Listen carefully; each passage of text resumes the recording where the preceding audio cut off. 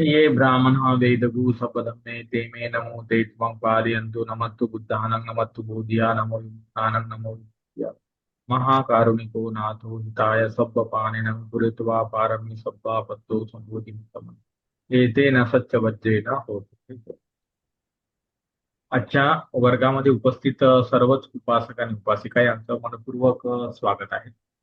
तर आपण गेल्या काही दिवसांपासून कर्मविभंग या विषयावर आधारित प्रशिक्षण घेत आहात आणि त्याच्या अंतर्गत आपण कालच्या वर्गामध्ये जे एक सूत्र आहे हम्म.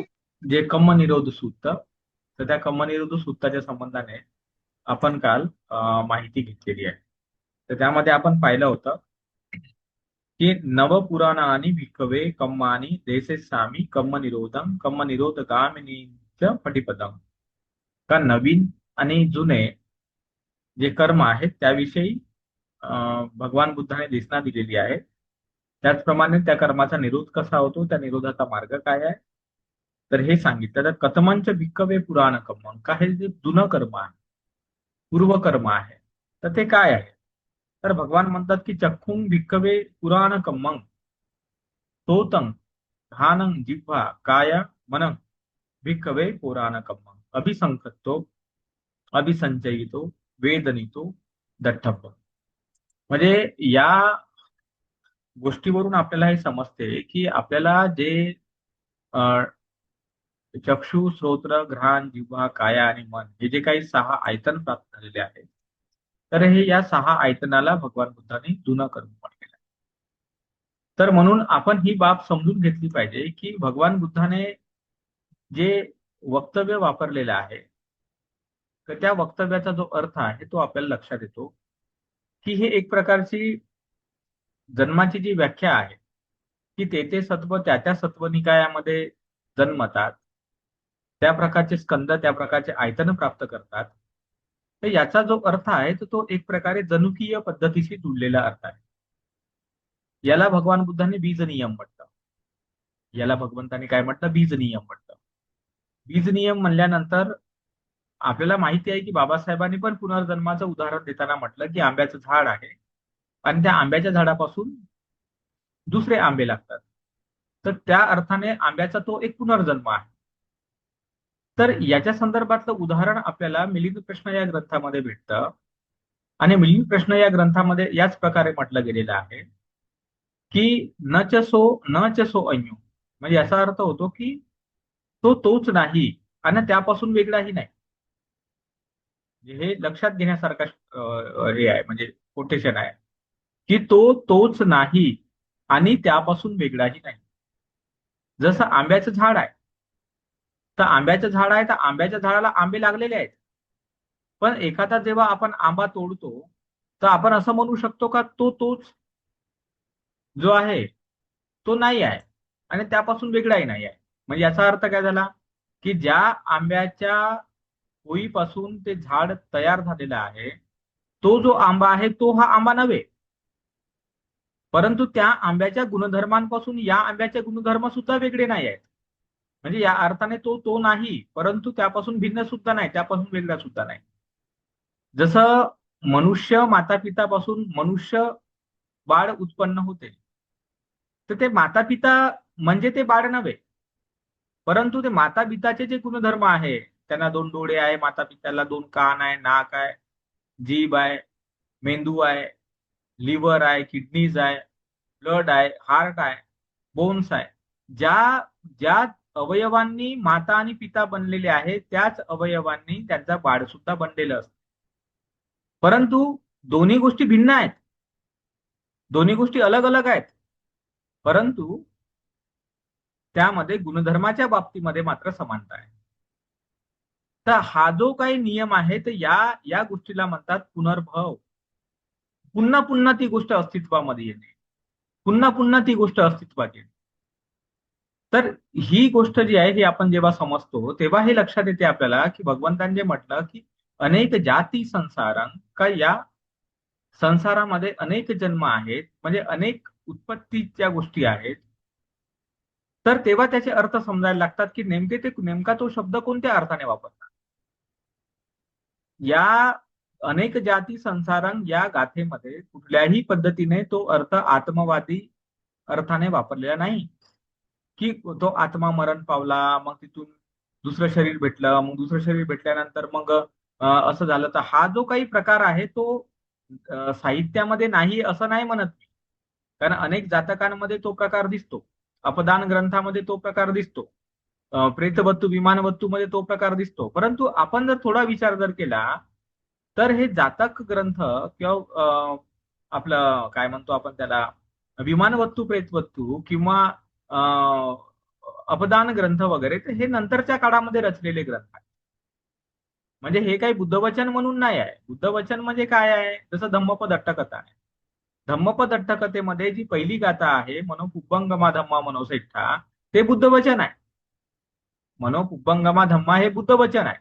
परंतु चक्षुपाल स्थविरांची आलेली जी गोष्ट आहे ते बुद्धवचन नाही आहे, हे लक्षात घेतलं पाहिजे. ती स्टोरी आहे, त्या काळामध्ये जे प्रचलित होती ती स्टोरी त्या ठिकाणी सांगितली गेली, की जेणेकरून त्या गाथेचा एक अर्थ लावण्यात यावा. तर हे फरक करता आला पाहिजे आपल्याला, की नेमकं काय आहे. तर जसजसा काळ पुढे सरकला, तर त्यावेळेस ही जी आत्मवादी जो दृष्टिकोन आहे, तो दृष्टिकोन कर्म आणि पुनर्जन्माच्या बाबतीमध्ये, कर्म आणि पुनर्भावाच्या बाबतीमध्ये पाली साहित्यामध्येही आल्याचं आपण पाहतो. तर त्याच्यामुळे काय होते, बरेचसे अभ्यासक लोक, बरेचसे वाचक लोक यामध्ये कन्फ्युज होऊन जातात. त्यांना वाटते की हे असंही सांगितलं गेलेलं आहे, परंतु त्याच्या व्याख्या कशा लावायच्या, त्याचे अर्थ कसे लावायचे, याच्यासाठी जे सूत्र सांगितलेले आहेत किंवा जी माहिती कुठे अन्य सोर्सेसमध्ये येते, त्याही तर गोष्टीचा अभ्यास व्हायला पाहिजे. आणि तेव्हा त्या गोष्टीचा जेव्हा अभ्यास होईल तरच तर आपल्याला अर्थ लावता येतील. मी पण जेव्हा सुरुवातीला काही पुस्तकं लिहिली, मी पण लिहिलं आपला पुनर्भाव विश्वास आहे का पुस्तक लिहिलं. परत बुद्धमातील पुनर्भाव सिद्धांत डॉक्टर बाबासाहेब आंबेडकर दृष्टिकोन, अशा प्रकारचं मी पुस्तक लिहिलं. पण तेव्हा सुद्धा या संदर्भात फारसं काही चिंतन किंवा फारसं काही मनन माझंही झालं नव्हतं. कारण कोणी सांगणारच नव्हता ना, पुस्तकांमध्येही ते सांगितली गेलेली गोष्ट नव्हती. ज्यांच्या सानिध्यात आम्ही राहतो गुरु म्हणून, त्या लोकांनीही कधी या गोष्टीचं विश्लेषण केलं नाही किंवा सांगण्याचा प्रयत्न नाही केला.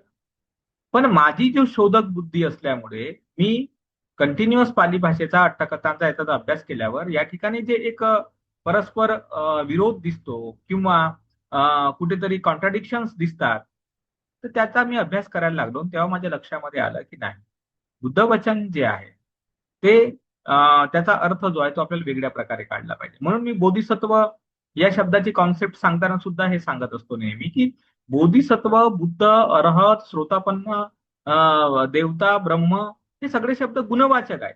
ब्राह्मण, श्रमण हे सगळे गुणवाचक शब्द आहेत, हे कुठले व्यक्तिवाचक शब्द नाहीत. म्हणजे पुद्गल नैरात्म्याचा तो विषय आहे.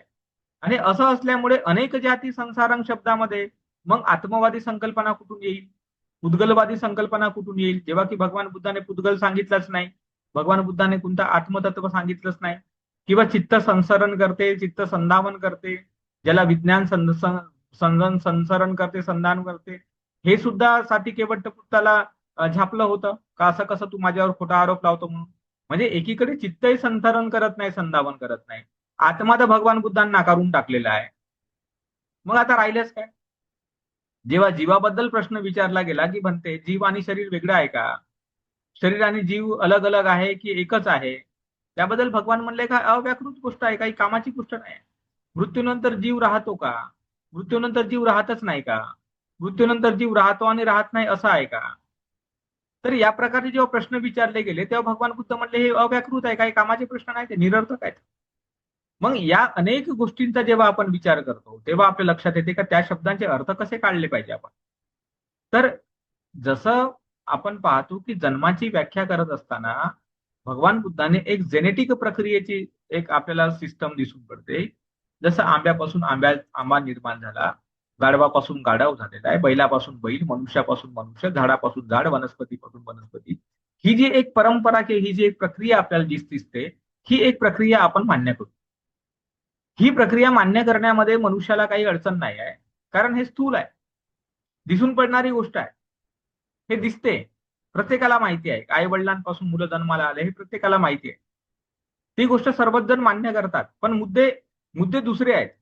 दुसरे मुद्दे असे आहेत की लोकांना त्याच्या व्यतिरिक्त जे ज्ञान भगवान बुद्धांनी दिलं त्या बाबतीमध्ये मात्र संभ्रम आहे.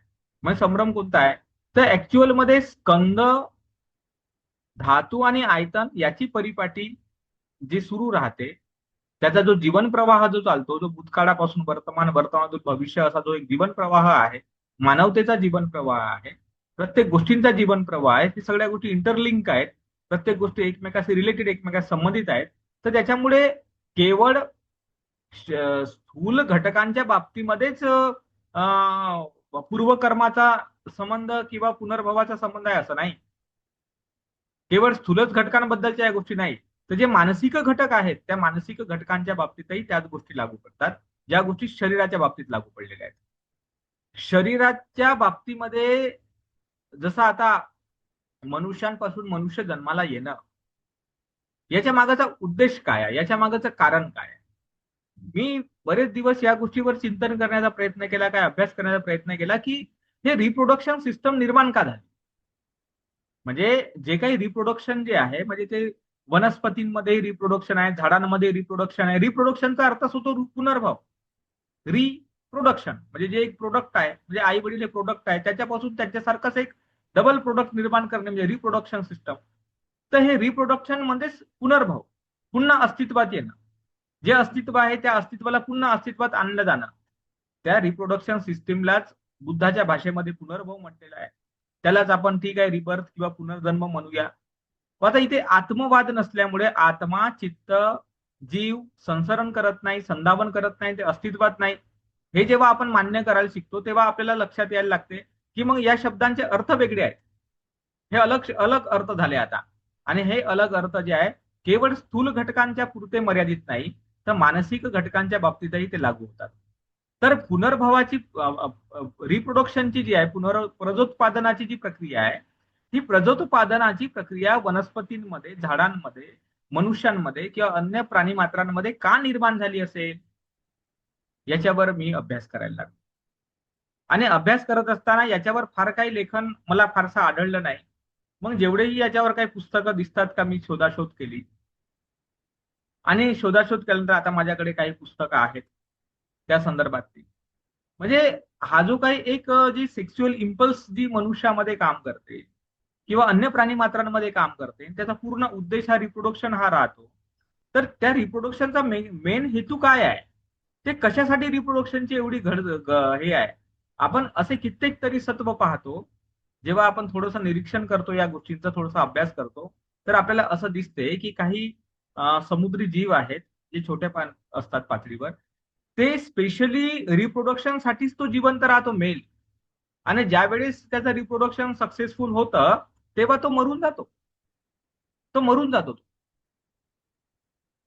म्हणजे त्याला त्याचं अस्तित्व संपलं त्या ठिकाणी, तो मेला, तो नाही जगला त्या ठिकाणी. ते मादी जगली आणि त्या मादीपासून निर्माण होणारे जे काही मासोड्या असतील त्या तेवढ्या जिवंत राहिल्या. आपण पाहतो का जो खेकडा वगैरे आहे, विंचू वगैरे आहे, म्हणतो विश्वाचं बिराट पाठीवर, म्हणतो खेकड्याचा बिराट पाठीवर.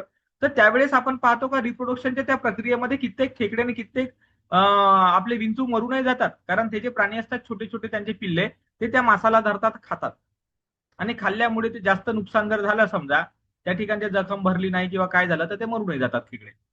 पण रिप्रोडक्शन का महत्वाचं आहे एवढं, हे पुनर्भाव का महत्वाचा आहे, पुनरावृत्ती, प्रजोत्पादन का महत्वाचं आहे, तर याच्या मागचं एकमेव कारण जर पाहिलं, तर याचा अर्थच एक आहे की मागील माहिती हे पुढील पिढीपर्यंत जाणे. दुसरा त्याच्या मागचा कोणताच उद्देश नाही, कोणताच उद्देश नाही. मी तुम्हाला एक उदाहरण सांगतो, त्याच्या संदर्भात थोडंसं उदाहरण सांगतो. हा थोडासा विषय जो आहे तो मोठा मजेशीर विषय आहे.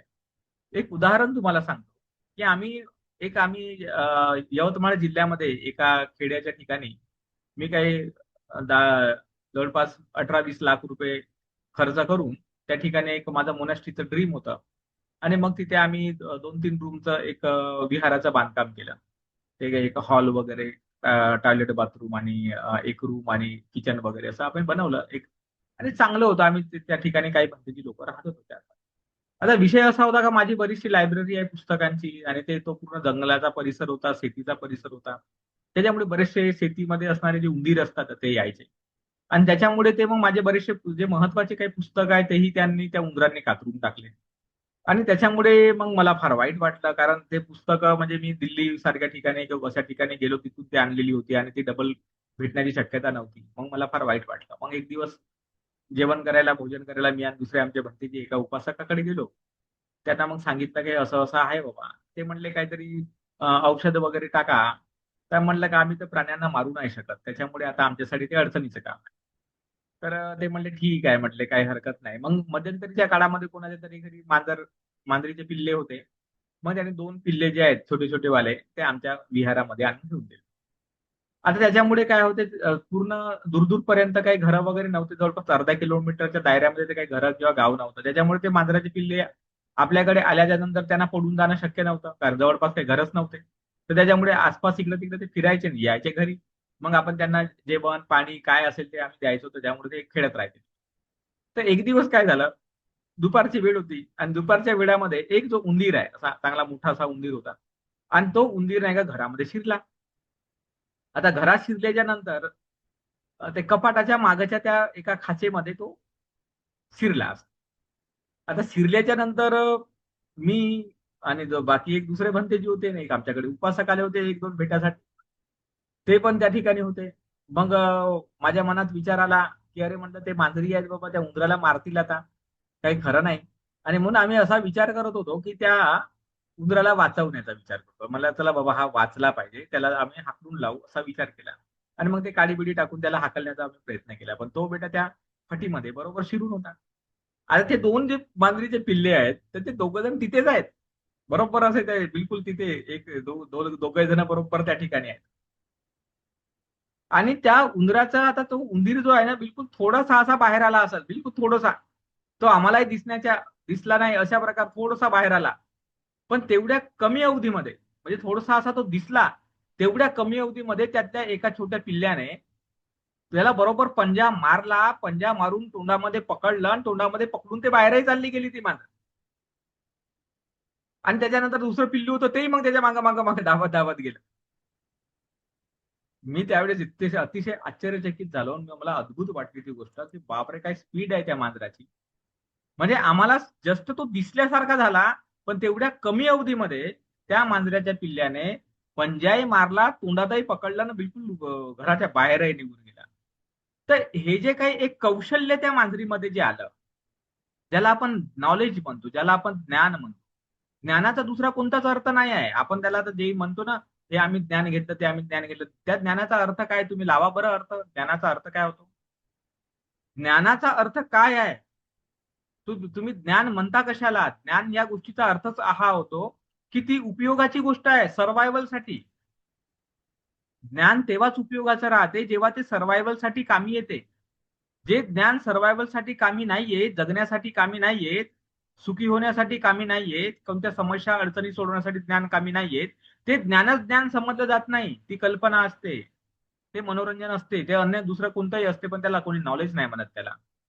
मग हे जे काही ज्ञान त्या मांजरीच्या पिल्लूला आलेलं आहे, की तो उंदीर दिसता क्षणी आणि हा उंदीर खाण्याची वस्तू आहे आणि दिसता क्षणी बरोबर त्याचे जे नखं असतात ते असे पटन बाहेर येतात त्यांचे. ते लपलेले असतात. नंतर जेव्हा त्यांना भीती निर्माण झाली, काही प्राण्यांना मारायचं तर ते नखं असे बाहेर येतात. ते वाघाचेही तसेच येतात. आणि ते अगदी मजबूत असतात ते नखं त्या मांजरीचे. धारदार असतात. आणि लगेच ते पकडून तो निघू नये. हे जे कौशल्य, हा जो त्यांच्यामधला कौशल्य, त्यांच्यामधील चपळपणा, त्या गोष्टींना पाहण्याची त्यांची क्षमता, या सगळ्या गोष्टींना जेव्हा आपण पाहतो, तर ही जी इन्फॉर्मेशन आहे, ती सगळी इन्फॉर्मेशन मागील पिढीमधून भेटलेली आहे. हे नवीन पिढीमधली इन्फॉर्मेशन नव्हे त्या मांजरीची. हे मागील जेनेटिकली त्यांना ती इन्फॉर्मेशन भेटली. जेनेटिकली केवळ एवढंच नाही भेटलं त्यांना, की चला बाबा डोळे भेटले, कान भेटलं, नाक भेटलं, त्वचा भेटली, त्वचेचा रंग भेटला, एवढंच नाही भेटलं. ते मानसिक कौशल्य सुद्धा भेटलं. आहार ग्रहण करण्याचं मानसिक कौशल्य, त्यांचं भय, त्यांचा क्रोध, त्यांच्यामध्ये तो चपळपणा, हे जे काही मानसिक जे गुणधर्म आहेत ना, ते मानसिक गुणधर्म सुद्धा त्यांना त्यांच्या मातापित्यापासून भेटलेले आहेत. आणि म्हणून भगवान तथागत म्हणतात, की केवळ तुम्हाला शरीर नाही भेटलेलं आहे मायबापापासून, तर तुम्हाला मन पण भेटलेलं आहे. म्हणजे काय भेटलं? मन म्हणजे स्कंद. म्हणून भगवान म्हणले का स्कंद, की नाम आणि रूप हे एकमेकावर अवलंबून आहे, त्याला एकमेकापासून अलग नाही करता येत. एकमेकापासून त्याला अलग नाही करतायत. जिथे जिथे नाम आहे तिथे तिथे रूप आहे, जिथे जिथे रूप आहे तिथे तिथे नाम आहे. नाम आणि रूप हे तुम्हाला एकत्रच भेटेल. आई वडील जिवंत आहेत, नामरूप एकत्र आहे. त्या एकत्रित नामरूपामुळेच, त्या शुक्राणूमुळे, त्या डिंबामुळे तिथे नामरूप आहे. सूक्ष्म पातळीवरचं नामरूप आहे, सूक्ष्म पातळीवरचा आहे, पण सजीव आहे, जिवंत आहे. मेलेल्या शुक्राणूंपासून कधी पोरं जन्माला येताना आपण पाहत नाही. मेलेल्या डिंबापासून, डॅमेज डिंबापासून कधी पोरं जन्माला येताना आपण पाहत नाही. ते दोघंही सर्वाईव्ह असतात. सोमॅटिक सेल्स म्हटलेलं आहे त्याला. त्याच्यामध्ये त्या सेल्स तशा असतात, जेमेट सेल्स, जे जर्मिनेट करू शकतात, फलन करू शकतात, अशा सेल्स आहेत. आणि त्या त्या सेल्स पर्टिक्युलर आहेत. बाकीच्या सेल्स ज्या आहेत, समजा हड्डीच्या सेल्स असतील, मांसाच्या सेल्स असतील, त्या सेल्समध्ये पुनरुत्पादनाची प्रक्रिया नाही आहे. त्या एक जीव दुसऱ्या जीवासारखा जीव निर्माण या सेल्स नाही करत. त्या पर्टिक्युलर लिमिटेड सेल्स आहेत आपल्यामध्ये, विशिष्ट ठिकाणी बनणाऱ्या सेल्स आहेत. आणि त्या सेल्स पूर्ण जेनेटिक परंपरा पुढच्या पिढीपर्यंत घेऊन जातात, म्हणजे माहिती घेऊन जातात, इन्फॉर्मेशन घेऊन जातात, पूर्ण पूर्ण इतिहास घेऊन जातात. जेव्हा एक एक पुस्तक एका माणसाने लिहिलेली आहे, महाराष्ट्र गव्हर्नमेंटने ते प्रकाशित केली, उत्क्रांतीवादावर आधारित ते पुस्तक आहे. तर त्या पुस्तकाचा जो मराठी अनुवाद आहे, तो जेव्हा महाराष्ट्र सरकारने केला तर ते मी वाचलं. तर त्याच्यामध्ये जेव्हा हा प्रश्न विचारला गेला की डार्विनने जो उत्क्रांतीचा सिद्धांत मांडला, तर उत्क्रांतीचा सिद्धांत खरा आहे हे समजायचं कसं? अरे यार, मोठा कठीण प्रश्न आहे हा. म्हणजे त्यांनी म्हटलं का ठीक आहे बाबा, त्याने मांडून टाकला, ओरिजिन ऑफ स्पेसिस लिहिलं, पण आम्ही त्यांना मान्य कसं करायचं ओरिजिन ऑफ स्पेसिस? मग काय त्याचं एक्झाम्पल आहे, काय त्याचं उदाहरण आहे? आता गंभीर प्रश्न निर्माण झाला, तर उदाहरण कुठलं देणार आहे? मग एका सायंटिस्टने काय केलं, एक विचारवंत सायंटिस्ट होता, त्याने काय केलं, जे गर्भामध्ये जे बाळ लहानाचं मोठं होत आहे ना, त्या पिरियडचा एक त्याने एक हे केला, डायग्राम बनवला. तो म्हणला की आपली पेशी हे सेल्युलर आहे, सिंगल सेल असते, म्हणजे शुक्राणू सिंगल सेल आहे, डिंब हे सुद्धा सिंगल सेल आहे. या सिंगल सेल मधून 2 सेल झाले, 2 पासून 4, 4 पासून 8, अशा प्रकारे ते कलल होतं, मग अब्रूत झालं समजा. आणि असं करता करता त्या पेशी वाढत गेल्या, पेशी वाढता वाढता वाढता वाढता मग त्याचे जे काही अवयव आहेत, हात आहे, पाय आहे, मेंदू आहे, तर त्याचा त्याने डायग्राम जेव्हा दिला तेव्हा त्याने पाहिलं का हे पहिलं गर्भामध्ये दिसत कसं होतं बाबा? पहिलं तर एक अंडाकृती होतं छोटस, जसं आपण पाहतो की सेल्स अमिबा सारख्या छोट्या छोट्या होत्या. आपण डिंबाचा आकार पाहिला, शुक्राणूचा आकार पाहिला, तर ते कशा प्रकारे आहे. दोघांचं एकत्रीकरण झालं, ते गोल झालं, म्हणजे अंड्यासारखं झालं. सूक्ष्म अंडे जसे चिमणीच्या पोटामध्ये छोटे अंडे राहतात, किंवा कोंबडीच्या पोटामध्ये छोटे अंडे राहतात, त्या अंड्या प्रकारे त्याचा आकार झाला. नंतर मग आपण पाहतो का एखाद्या डायनासोर सारखा त्याचा आकार झाला, ज्याप्रमाणे असं तोंड राहते त्याचा, लंबी शेपूट राहते त्याची. आणि असं करत करत करत करत वेगवेगळ्या प्रकारचा त्याचा आकारमान जो आहे तो बदलताना आपण पाहतो. आणि तो असा बदलून बदलून एक एक मानवी रूपामध्ये किंवा मानव्यासारखा तो मग दिसायला लागतो. तर तो म्हणतो का हे जे काही सेल्युलर चेंजेस जे गर्भामध्ये आपण पाहतो, सेल्स मध्ये होणारे बदल जे आपण पाहतो, आणि तिथे जे काही आपले जीन्स आहेत, जसं आता म्हणतो आपण 23 क्रोमोझोन्स आहेत बाबा, 23 दुने 46, त्या 46 पैकी एक एक क्रोमोझोन फक्त लिंग निर्धारण करणारे आहे, रिप्रोडक्शनसाठी त्याचा उपयोग करणार, पण बाकीच्या गोष्टी बनतात. आणि या सगळ्या जीन्सचा जेव्हा विचार केला गेला तर 30,000 किंवा 60,000 जीन्स आहेत. आणि 60,000 जीन्समुळे संपूर्ण शरीर रचना जी आहे ती बनलेली आहे. कमी जास्त फरकाने जीन्स जे असतात ते चिंपांजीमध्ये, माकडांमध्ये, उंदरांमध्ये बऱ्यापैकी त्याच्यामध्ये समानता असते लोकांची जीन्समध्ये. तर या सगळ्या गोष्टीचा जो एक विषय जो आहे तो असा आपल्याला दिसून पडते. त्याने म्हटलं का हे एक उदाहरण आहे की 9 महिन्याच्या कालावधीमध्ये ज्याप्रमाणे सिंगल सेल्स पासून हे मल्टीसेल्युलर ऑर्गॅनिझम जे तयार झालं, एक बॉडी, एक शरीर जे तयार झालं, तर त्या त्या प्रक्रियेचा जर आपण अभ्यास केला, त्याच्या स्थित्यंतराचा जेव्हा अभ्यास केला, तर आपल्याला दिसते का ते अन्य प्राणी मात्रांसारखे जसे दिसतात आपल्याला, त्या प्रकारे ते प्राणी मात्र झाल्याचे आपल्याला दिसता येईल, म्हणजे पाहता येईल का अशी उत्क्रांती झाली असेल बाबा. म्हणजे 9 महिन्याचा कालावधी उत्क्रांतीला सिद्ध करणारा कालावधी आहे. आज सोनोग्राफी काढताना आता या गोष्टी तर क्लिअर दिसू शकतात. तर केवळ आपण हे असं नाही समजू शकत. भगवान बुद्धाने जे सांगितलं का स्कंद स्कंद आहे म्हणजे नाम रूप आहे, नामाला रूपापासून अलग नाही करतायत, रूपाला नामापासून अलग नाही करतायत. विज्ञान पच्च्या नाम रूप पच्च्या विज्ञान, हे जे काही गाथा आपण पाहिलेले आहेत, तर या गाथेचा अर्थ हा होतो की या प्रकारची प्रक्रिया आहे.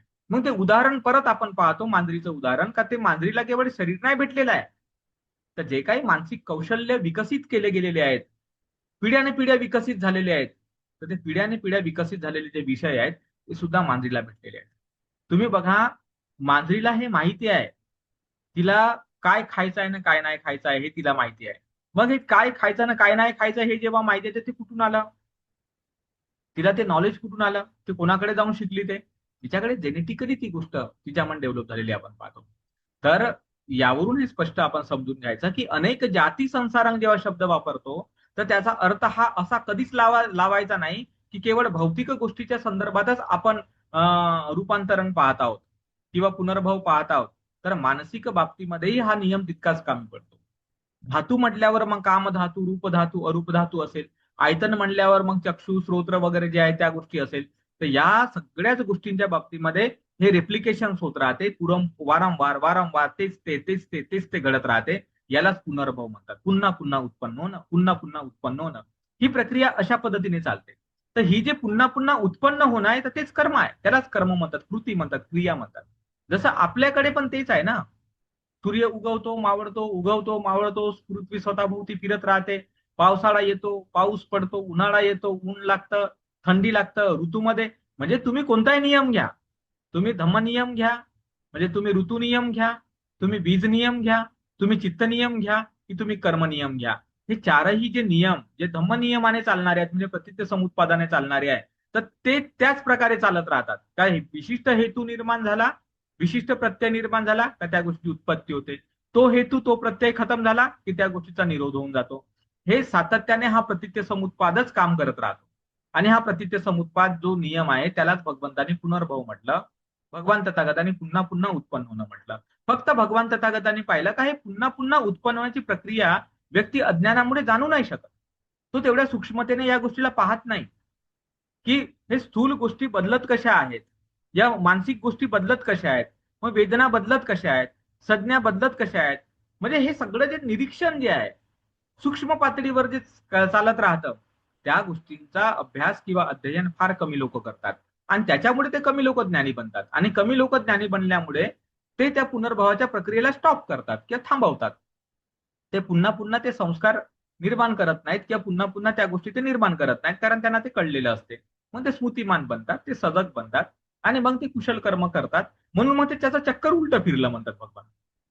म्हणजे काय म्हणतात? चक्र उलट फिरलं. म्हणजे अविद्याय त्वेव असेस विराग निरोधा संखार निरोध. म्हणजे मग ते अविद्येचा निरोध झाला, अविद्येचा नाश झाला की हे जे चक्र आहे ते उलट फिरते. मग तिथे दुःखमुक्तीकडे ते फिरतं. म्हणजे ही प्रक्रिया जी आहे ना आपण समजून घेतली पाहिजे. तर या पद्धतीने आपण जाणलं पाहिजे की जेव्हा आपण पूर्वकर्माचा विचार करतो तर पूर्वकर्म आणि पुनर्भव, प्रजोत्पादन, पुनरुत्पादन हे जेवढेही काही शब्द आहे, पुनरावृत्ती, पुन्हा अस्तित्वात येणं, हे सगळे समानार्थी शब्द आहेत. काही याच्यामध्ये वेगळं नाही. फक्त पुनर्जन्म जो आहे तोही शब्द समानार्थी अर्थानेच आहे. फक्त पुनर्जन्माची डेफिनेशन किंवा नुकसान फक्त एकाच गोष्टीचं आहे की पुनर्जन्माच्या प्रक्रियेमध्ये ब्राह्मणवादी परंपरेमध्ये काय झालं, आत्म्याला मानलेलं आहे आणि आत्मा हा कर्माचा वाहक समजलेला आहे. आणि तो कर्माचा वाहक आहे एवढंच नाही तर चांगल्या वाईट कर्मांना तो वाहून नेतो आणि जिथे कुठे जन्म होईल तिथे त्या चांगल्या वाईट कर्मांचे फळं भोगतो. ही जी काही प्रक्रिया आहे तर ती प्रक्रिया ब्राह्मणवादी प्रक्रिया आहे. परंतु ही जर प्रक्रिया मायनस जर करून टाकली, केवळ पुनरुत्पादना संदर्भात, पुनर्अस्तित्वाच्या संदर्भात, पुन्हा पुन्हा उत्पन्न संदर्भात जर ही प्रक्रिया प्राकृतिक पद्धतीने प्रतित्व समुत्पादच्या नियमाच्या पद्धतीने जर आपण समजून घेतलं तर कुठलाही व्यक्ती, कुठलंही झाड, कुठलीही वनस्पती आणि कुठल्याही प्रकारचा जीव या प्रक्रियेपासून अलग नाही. ही एक जीवन प्रवाह आहे आणि जीवन प्रवाहाची प्रक्रिया ही चालत राहते.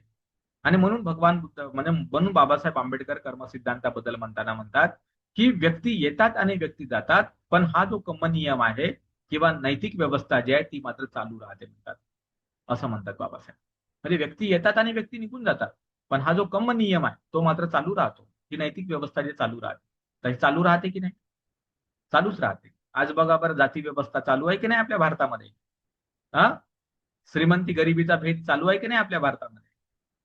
म्हणजे कितीतरी जाती व्यवस्थेच्या संदर्भामध्ये आपण जरी विचार केला तरी हजारो वर्षापासून ती चालूच आहे. प्रत्येक व्यक्ती आपल्या मुलांना जात शिकवतच होता का बाबा रे तू ब्राह्मण आहेस, तू शूद्र आहेस. म्हणजे ते शिकवतच होता की नाही? म्हणजे आपण पाहतो की जसं जेनेटिकली माहिती हे पुढच्या पिढीपर्यंत जाते, तसंच एज्युकेशनच्या माध्यमाने माहिती ही पुढच्या पिढीपर्यंत जाते. आणि दुसरा हा मुद्दा आहे नामाशी संबंधित, मनाशी संबंधित. ते म्हणजे एज्युकेशन किंवा शिक्षण व्यवस्था. तर शिक्षण व्यवस्था ही महत्वाची बाब आहे. जसं उदाहरणादाखल आपण बघू की ज्या प्रकारे उत्क्रांतीच्या नियमांमध्ये जे परिवर्तन झालं सत्वांमध्ये, त्याला हजारो वर्षाचा कालावधी लागला. परंतु सायंटिफिक रिव्होल्यूशन झाल्यानंतर 400 वर्षामध्ये आपण पाहतो का मानवतेचा जो विकास झाला, माणसांच्या दिसण्याचा जो विकास झाला, माणसांच्या असण्याचा जो विकास झाला, तर तो विकास इन्फॉर्मेशनमुळे झाला, केवळ माहितीमुळे झाला. हे लक्षात घ्या. पूर्वीच्या काळामध्ये जसं एखाद्या व्यक्तीला पोलिओ झाला असेल, तर पोलिओवर उपायच नव्हता लोकांना. जेनेटिकली उत्परिवर्तन झालं, उत्परिवर्तनामुळे पोलिओ नावाची बिमारी झाली. परंतु त्याच्यावर उपाय माहित नव्हता, कारण लोकांना माहितच नव्हतं का हे नेमकं झालं काय. पण जसंही मेंडेलने विचार केला, नंतर बाकीच्या लोकांनी जेनेटिकचा शास्त्राचा अभ्यास केला, त्यांना त्या गोष्टी लक्षात आल्या, त्यांच्यावर लसीकरण काढलं, हे काढलं, ते काढलं, औषधी पाणी काढली.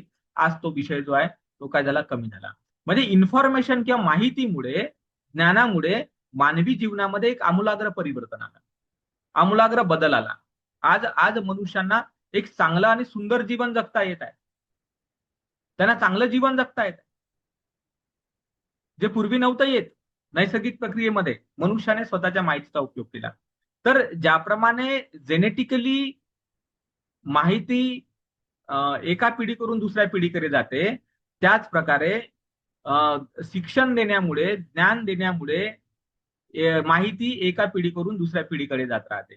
तर ती सुद्धा पुनर्भवाची प्रक्रिया असते, पण ती मानसिक पातळीवरची आहे आणि इन्फॉर्मेटिव्ह आहे. ते माहितीच्या संदर्भातले आहे. आपल्याकडे जे ज्ञान आहे, निरीक्षण जर तुम्ही जर केलं तर तुम्हाला असं आढळेल की आपलं ज्ञान बरंचसं भूतकाळाचं ज्ञान राहते. भूतकाळातल्या गोष्टींचं ज्ञान आहे. शिवाजी महाराजांचं ज्ञान काय, कोणाचं ज्ञान आहे? बाबासाहेब आंबेडकरांचं ज्ञान कोणाचं ज्ञान आहे? भूतकाळातले लोक आहेत ते. भूतकाळातले लोक आहेत. भगवान बुद्धाचं ज्ञान भूतकाळातलं ज्ञान आहे. म्हणजे भूतकाळातलं ज्ञान वर्तमानामध्ये याच भविष्यामध्ये गोष्टी जातात. म्हणजे ही जी लिंक आहे ही अशा प्रकारे चालताना आपल्याला दिसते. म्हणून भगवंताने म्हटलं का भिक्षूंनो, हे पूर्वकर्म आहेत. हे जे आहे ना, हे पूर्वकर्म आहे. या पूर्वकर्माला तुम्ही समजून घ्या की हे पूर्वकर्म आहे. हे तुमचे जे स्कंद दिसत आहेत तुम्हाला, हे तुमचं पूर्वकर्म आहे. हे आयतन दिसत आहे ते पूर्वकर्म आहे. हे धातू दिसत आहे ते पूर्वकर्म आहे. ते तुमचं नाही आहे, हे पूर्वकर्म आहे. अगदी माता पिता, त्यांचे माता पिता, त्यांचे माता पिता, असा जो एक प्रदीर्घ असा मागचा जो भूतकाळ आहे, तो संपूर्ण भूतकाळ तुमच्या सोबत आहे आणि त्याच्यामुळे ते पूर्वकर्म आहे, असं भगवान बुद्धाने सांगितलं. तर आपण या पद्धतीने समजून घ्यायचं का या पूर्वकर्माचा वाहक कुठलाही आत्मतत्व, जीव वगैरे असं नाही आहे. हे हे जेनेटिकली पुढे चालण्याची एक प्रक्रिया आहे आणि माहितीच्या ज्ञान देण्याच्या माध्यमाने मानसिक पातळीवर काही गोष्टी पुढे चालणाऱ्या आहेत. आणि म्हणून एक उदाहरण जेव्हा भंतेजींनी दिलं की न सचो, न न सचो अय्यो, म्हणजे तो तोच नाही आणि त्याहून वेगळाही नाही. यालाच बाबासाहेबांनी बिईंग इज बिकमिंग पण म्हटलेलं आहे. तर त्याचं उदाहरण देताना भगवान बुद्ध म्हणजे राजाने जेव्हा प्रश्न विचारला होता तेव्हा म्हणतात की राजा, मग तुला तुला तू जेव्हा जन्माला आला तर त्यावेळेस तू तर एक ताना बाळ होता. तर ते म्हणतात हो. आणि आता तर तू प्रौढ व्यक्ती झालेला आहे. मग तो प्रौढ व्यक्ती वेगळा आणि जे तानं बाळ वेगळं असं म्हणता येईल का? मग राजा म्हणतात की नाही म्हणते, तसं तर काही म्हणता येणार नाही.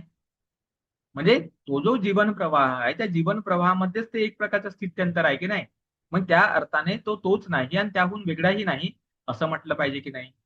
मग त्याचप्रमाणे दुसरं उदाहरण देताना दिव्याच्या ज्योतीचं उदाहरण देतात का, आपण पहिल्या प्रहरी दिवा लावला, दुसऱ्या प्रहरी, तिसऱ्या प्रहरी आपण पाहतो दिव्याची ज्योत दिव्याच्या ज्योतीसारखी दिसते. परंतु पहिली ज्योत ही दुसरी ज्योत नाही आणि दुसरी ज्योत ही पहिली ज्योत नाही. कारण जर तसं असेल तर मग तेल कशाला संपत आहे ना वात कशाला संपत आहे. म्हणजे याचा अर्थ प्रत्येक ज्योत ही उत्पाद व्ययाच्या बाबतीमध्ये अलग अलग आहे. परंतु त्याच त्यापणामुळे किंवा त्याच्या गुणधर्माच्या सारखेपणामुळे आपल्याला तो भास होतो का ती गोष्ट तीच आहे. पण ऍक्च्युली ती गोष्ट उत्पन्न होऊन नष्ट होत राहते. म्हणजे ती गोष्ट तीच राहत नाही, ती बदलत राहते. Being is becoming. जे आहे ते बनत राहतं, जे आहे ते होत राहतं. या अर्थाने हा विषय जर आपण पाहिला तर हा जीवन प्रवाह हा मोठी गोष्ट आहे. आणि म्हणून आपण जे काही टॅलेंटेड लोक पाहतो, बेवकूफही लोक पाहतो, नाना तऱ्हेची विविधता आपण जे पाहतो, त्या विविधतेला हे पूर्वकर्म या प्रकारे जबाबदार आहेत. म्हणजे तुमच्या आत्म्याच्या दृष्टिकोनातले नाही समजून घ्यायचे. हा हा अशा प्रकारचा सिस्टम काम करते आणि या सिस्टमच्या अंतर्गत या गोष्टी होताना आपण चांगल्या प्रकारे पाहू. आणि या अर्थाने जर आपण जर पाहिलं तर आपल्याला आपल्या अवतीभोवतीच्या वेगवेगळ्या प्रकारचे जे विषमता दिसते, वेगवेगळ्या सत्वांमधली विषमता दिसते किंवा दिसतात, तर त्याचे अर्थ समजून घ्यायला आपल्याला सोपं जातं. एक साधा आपण पाहतो जसा आता सिकलसेल आजार आहे. सिकलसेल नावाचा जो आजार आहे, तर त्या आजाराच्या संदर्भामध्ये आपल्याला माहिती आहे, की एक जे आपण रेड ब्लड सेल जी आहे, म्हणजे तांबडी पेशी जी आहे, रक्तातली तांबडी पेशी जी आहे, तर ते चंद्राकार आकाराची निर्माण होते समजा. त्याची निर्मितीच त्या प्रकारची होते. पण त्या आता बाकीच्या पेशी तर बरोबरच आहेत ना. हड्डीची पेशी बरोबर आहे, ब्रेनची पेशी बरोबर आहे, हार्टची पेशी बरोबर आहे, बाकी मांसाची पेशी बरोबर आहे. बाकी सगळ्या पेशा बरोबरच आहेत. पण ती एकच पेशी बिचारी बरोबर नाही. पण त्या एक पेशी बरोबर नसल्यामुळे किती मोठी हानी होते बरं.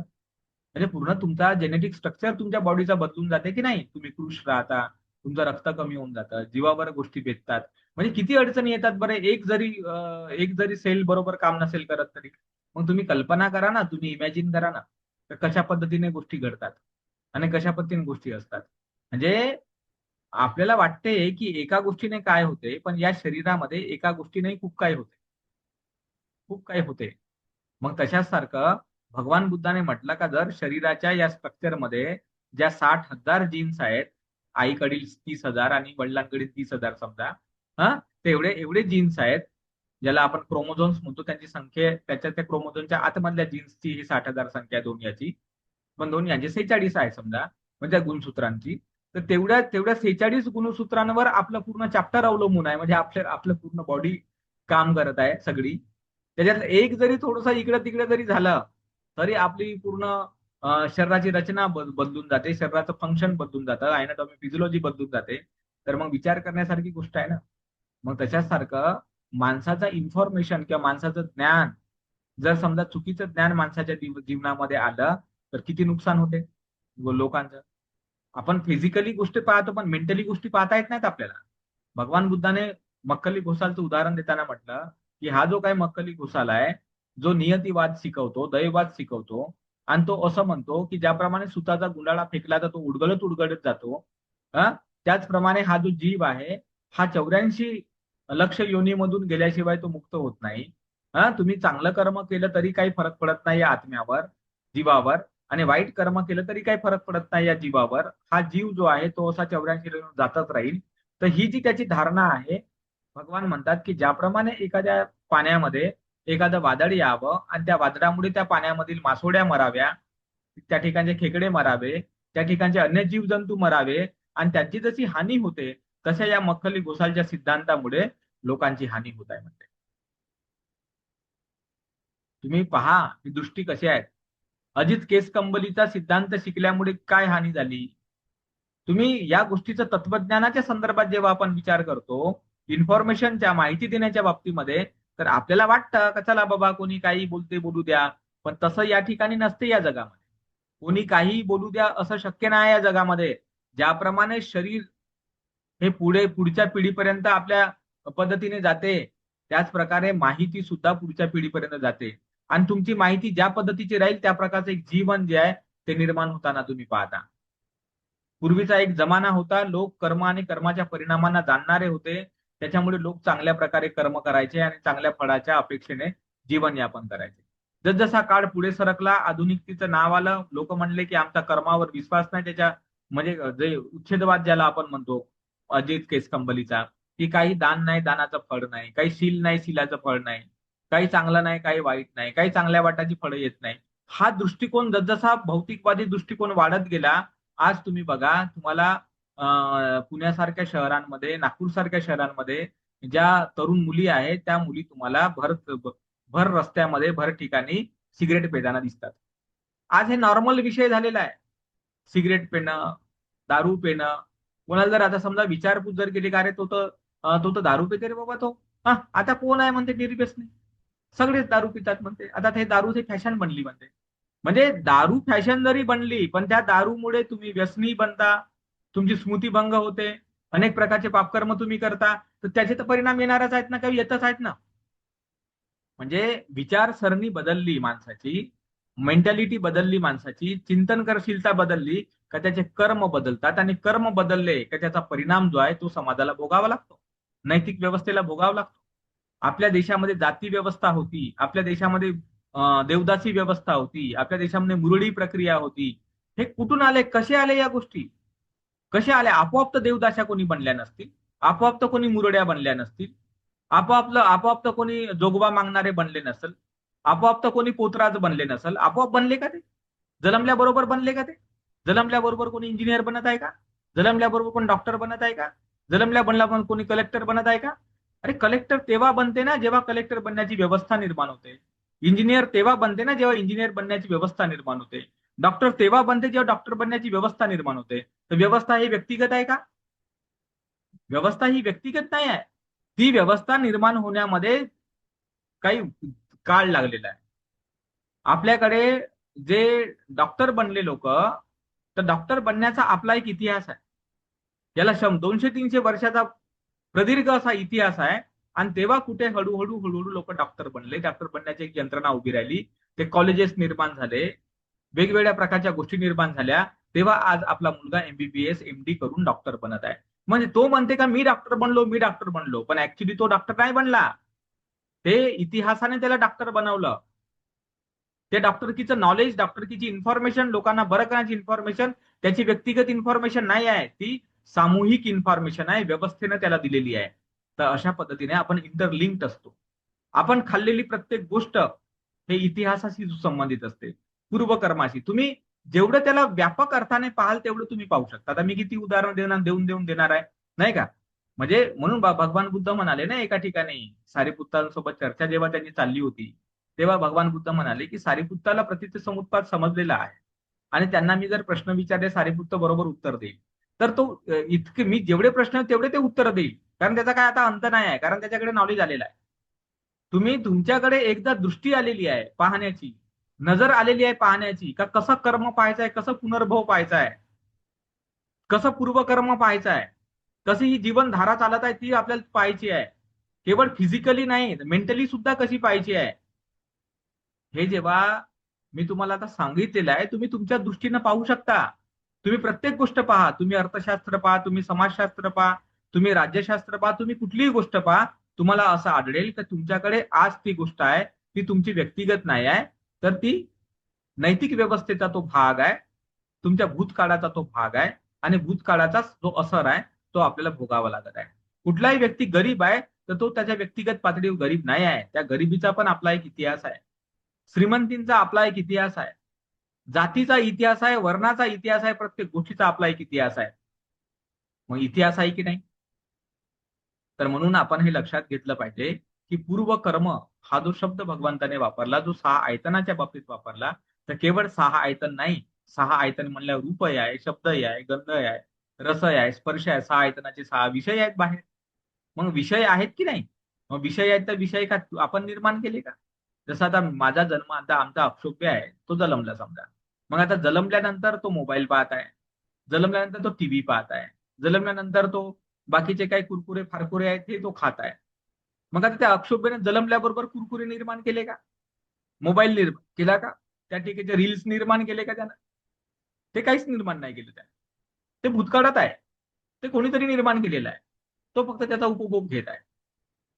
म्हणजे आपण पाहतो की आपण भूतकाळाच्या संदर्भामध्ये इतके अटॅच असतो, इतके लिंक्ड असतो की त्या भूतकाळातूनच आपण काहीतरी शिकतो. त्या भूतकाळातलाच प्रवाह आपण पुढे घेऊन जात राहतो. तर हे झालं पूर्वकर्म. याला म्हणतात भगवंताने पौराणंकम, का भगवान हे पुराणकर्म आहे. मग परत भगवंताने सांगितलं की कथमंच भिक्कवे नवकर्मं, का हे जे नवीन कर्म आहे तर हे नवीन कर्म काय आहे? नवीन कर्म आता कशाला म्हणता येईल? पुराण कर्म आहे मान्य आहे, पण नवीन कर्म आहे ना, कारण या दोन्ही गोष्टींना जो अलग अलग तर करता येत नाही, हे तर जुळलेलंच आहे. जीवन प्रवाह आहे तर तो जुळूनच राहणार आहे. मग नवीन कर्म काय? यंको भिक्खवे एतरही कम्मं करोती काय न वाचाय मनसा इदं बुच्यती भिक्खवे नवकम्मं. भगवान म्हणतात की नवकर्म काय आहे? तर भिक्षूंनो एतरही, की अशा प्रकारे कायेने जो कर्म करतो, वाचेने कर्म करतो, मनाने कर्म करतो, ते नवीन कर्म आहे.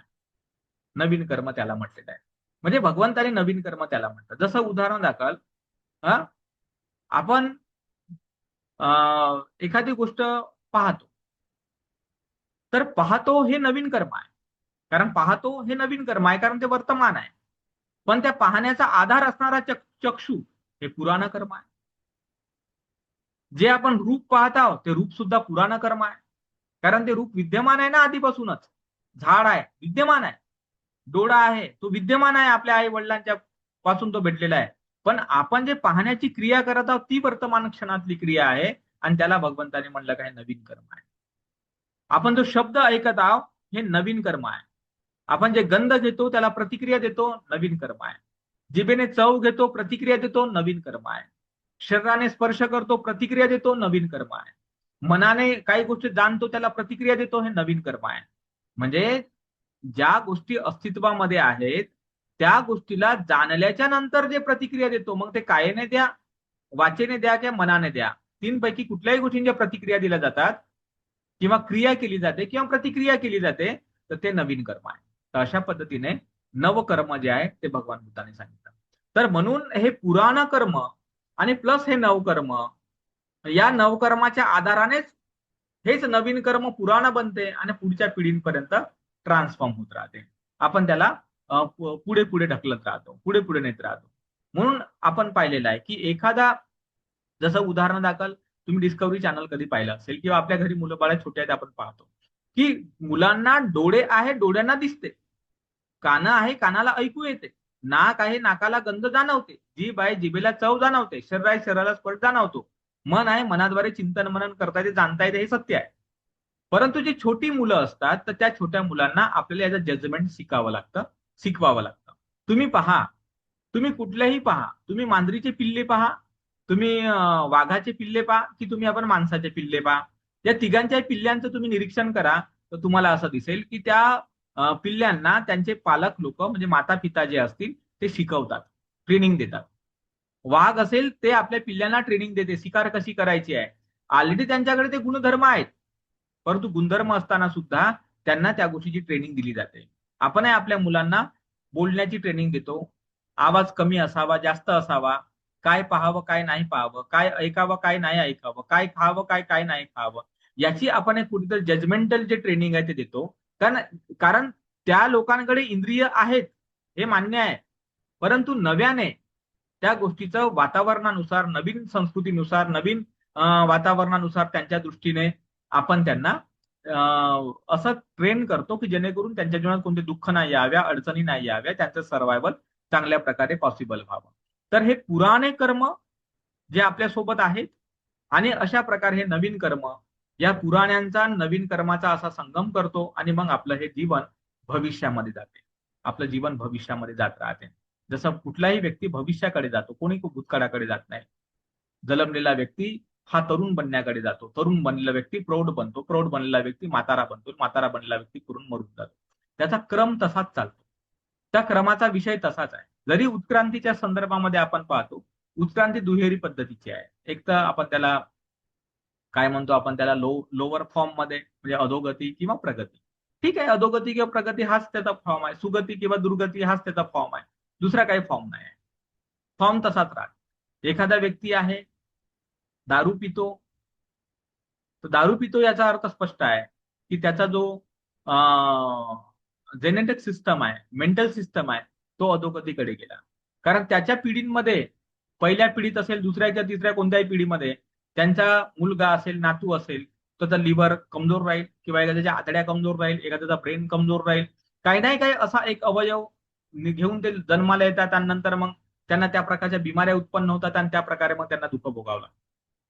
पण एखादा व्यक्ती जेव्हा चांगला राहतो जेनेटिकली, तर त्याच्यामध्ये ब्रिलियंट व्यक्ती जन्माला येतो, दुसऱ्या तिसऱ्या पिढीमध्ये बुद्धिमान व्यक्ती जन्माला येतो किंवा चांगला सशक्त व्यक्ती जन्माला येतो, लॉंग लिव्ह जगणारा व्यक्ती जन्माला येतो.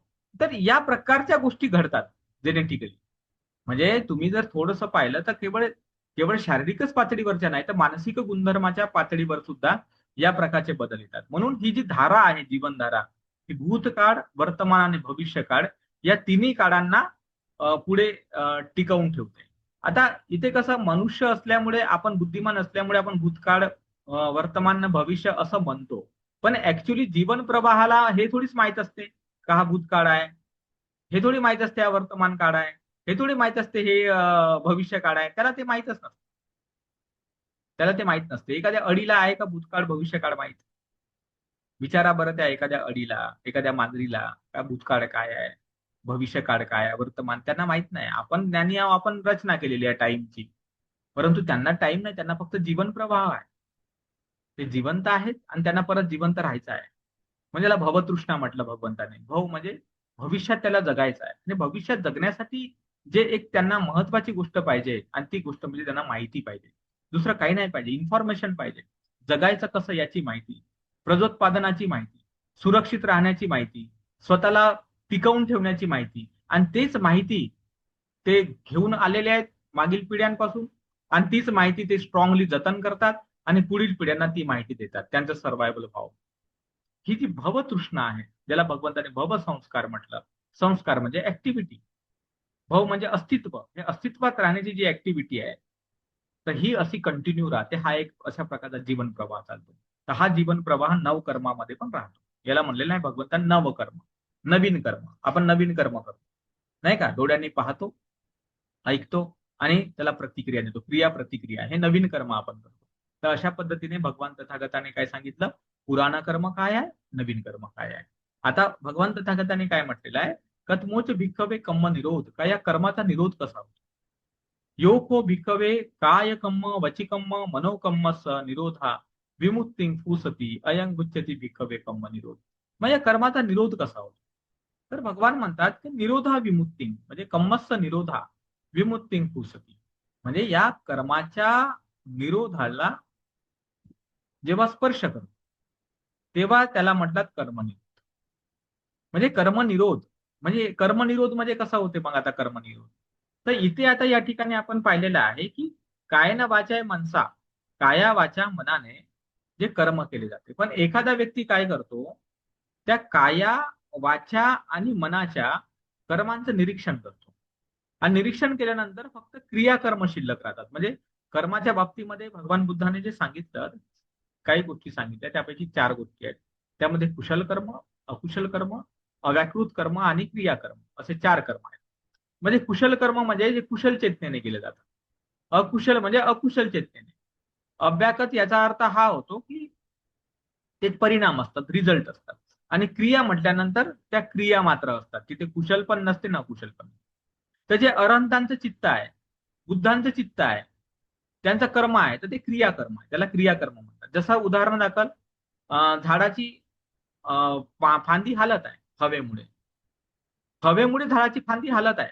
पण हवा नसेल तर ती फांदी स्थिर होते. म्हणजे त्या ठिकाणी फांदी हलण्याचं काम झालं, परंतु ती त्या फांदीची क्रिया मात्र आहे. त्या क्रियेमुळे कुठल्याही प्रकारचं कुशल कर्म घडलं नाही किंवा कुठल्याही प्रकारचं अकुशल कर्म घडलं नाही. ही बाब जी आहे त्याला म्हणतात क्रिया. तर म्हणून भगवान म्हणतात की तुम्ही तेव्हा कायिक कर्म करता, वाचिक कर्म करता, मानसिक कर्म करता, तर त्या कर्माच्या मागची चेतना, त्या कर्माच्या मागची प्रेरणा तुम्ही जाणता की हे कुशल आहे आणि हे अकुशल आहे. आणि तुम्ही कुशलाच्या आणि अकुशलाच्या दोन्ही गोष्टीचा तुम्ही निरोध करता का कुशलही करणे आणि अकुशलही करण्यापेक्षा तुम्ही क्रियाधर्मावर म्हणजे क्रियाधर्मावर लक्ष देता. म्हणून म्हटलेलं आहे मिलिंद प्रश्न ग्रंथामध्ये की जो व्यक्ती अर्हत बनलेला आहे तर अरहंतांनाही 10 प्रकारच्या वेदना असतात. म्हणजे त्यांच्या मानसिक वेदना नष्ट होतात पूर्ण, मानसिक क्रिया नष्ट होतात, मानसिक संस्कार नष्ट होतात, पण शारीरिक संस्कार कायम राहतात. म्हणजे 10 म्हणजे कोणते? थंडी लागते त्यांना, गरमी लागते, भूक लागते, तहान लागते, मलमूत्र त्यागण्याची इच्छा होते, मलमूत्र त्यागलं जाते.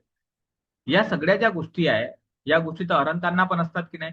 पण या गोष्टीचा संबंध कुठल्याही कुशलतेशी किंवा अकुशलतेशी नाही आहे. हा, जेवण करण्यामध्ये कुशल आणि अकुशल असं काहीच नाही आहे. आराम करण्यामध्ये, झोपण्यामध्ये कुशल आणि अकुशल काही नाही. हे आपण समजून घेतलं पाहिजे. परंतु जेव्हा त्या आहाराच्या बाबतीमध्ये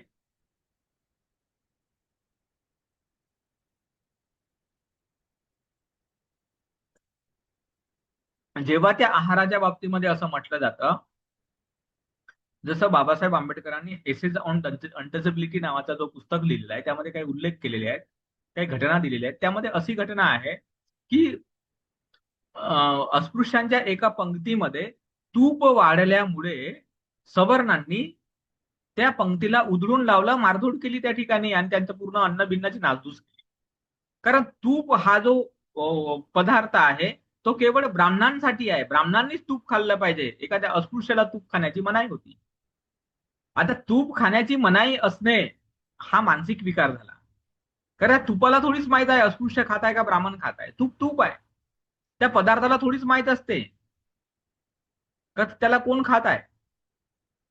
परंतु तो एक विकार म्हणजे भूक लागणे हे एक शरीराची क्रिया आहे. परंतु त्या भूक लागण्याच्या बाबतीमध्ये आणि त्या भूकेमध्ये वापरल्या पदार्थाच्या बाबतीत जेव्हा या प्रकारच्या मानसिक विकृती काम करतात तर ते अकुशल कर्म आहे.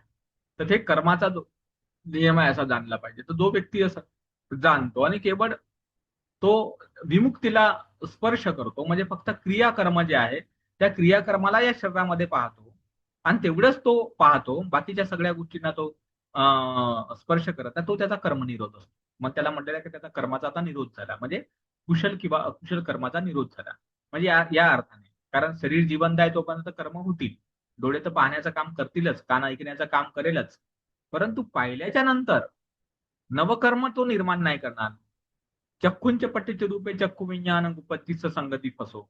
त्या स्पर्शामुळे वेदना, वेदनेमुळे तृष्णा, त्या तृष्णेमुळे परत मग काही अकुशल कर्म किंवा कुशल कर्म असं तो करणार नाही.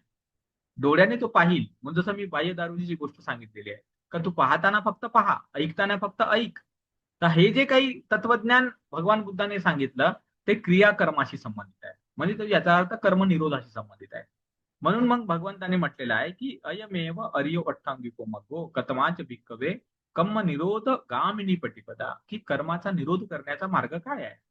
तर अयमेव अर्यो अष्टांगिको मग्गो, हा आर्य अष्टांगिक मार्ग आहे. जसे की संयती दंग, जसे की सम्यक दृष्टी, सम्यक संकल्प, सम्यक वाचा, सम्यक कर्मा, सम्यक आजीविका, सम्यक व्यायाम, सम्यक स्मृती, सम्यक समाधी, हा कर्मनिरोधाचा मार्ग आहे. इति को भिक्कवे देशितं मया पुराणकम. भगवान म्हणतात की अशा प्रकारे भिक्षूंनो मी जुनं कर्म जे आहे ते मी सांगितलेलं आहे. देशितं नवकम्मं, नवीन कर्म आहे तेही मी सांगितलेलं आहे. देशितो कर्म निरोधो, कर्माचा निरोध कसा होतो हेही मी सांगितलेलं आहे.